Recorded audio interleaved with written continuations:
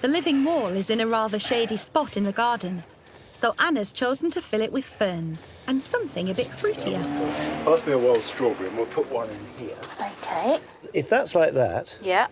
that will grow fine, and then we'll put more soil over the top of it. OK. Wild strawberries will grow in quite a lot of shade. Will they? Yeah. No, I use them underneath hedges, and they grow and they spread and they're delicious, these little jewel-like fruits. So if we put that one in there in that gap, is that going to fit OK for you? I think it will.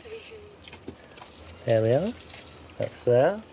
Other plants that do well in the shade include periwinkles, St John's wort and lily of the valley.